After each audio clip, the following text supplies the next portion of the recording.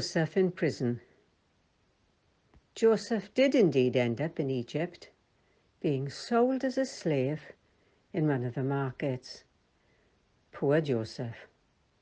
And poor Jacob, who thinks his favourite son has suffered a painful death.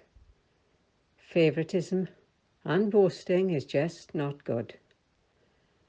As it happens, Potiphar, a rich and important man, buys Joseph, and Joseph enters his grand house as a servant.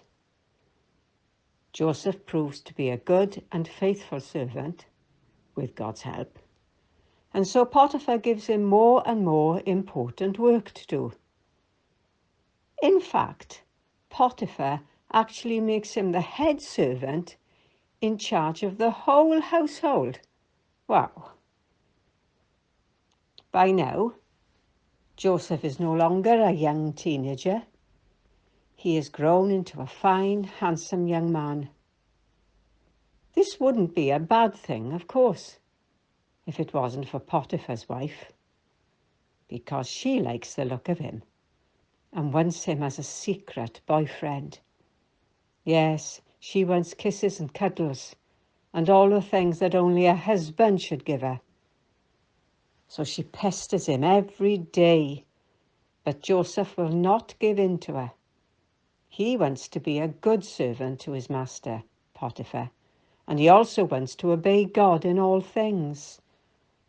What this wife wants is just plain wrong, but she's cunning and crafty. One day she sends all her servants out of the house, except for Joseph. Joseph she calls into her bedroom. Well, he can hardly refuse, as he is her servant too. She pulls him onto the bed with her. He knows what she wants, so he struggles to get free of her, to run out of the house. She, however, has grabbed hold of his cloak and won't let it go, to try to keep him with her. But her trick fails.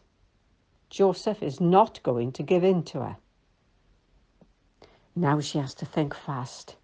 How can she get out of trouble with her husband if he finds out what she's done? Now we see just how wicked this woman is. She begins to scream for her other servants, and they all rush into her. And she tells them that Joseph has tried to be her lover, and this is why she screamed. She holds out Joseph's cloak as proof. What a terrible lie. And she repeats this lie to her husband, and he's furious. And so he has innocent Joseph thrown into prison. We know from the Bible that Joseph is in prison for a long time. But this is another story for another day. But what can we learn from this? It would seem that Joseph has had nothing but trouble, even though he's remained faithful to God. He has stayed obedient because he loves him. And the law teaches us that if we love him, we definitely will have tough times here on planet Earth. But he's also promised to be with us in trouble, and one glorious day he'll bring us home to him in heaven, where there'll be no longer any trouble at all, only wonderfully good and happy times. And it won't be all trouble while we live here, as we can learn from the rest of Joseph's story. God is good and faithful. He keeps his promises.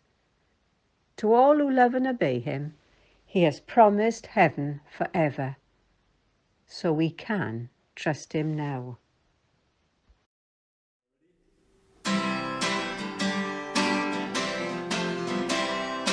I am the way, the truth, and the life.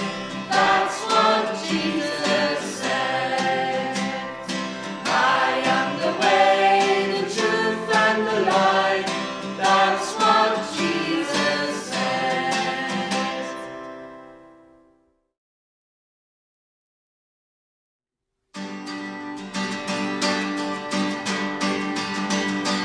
I can close my eyes and I can touch my nose.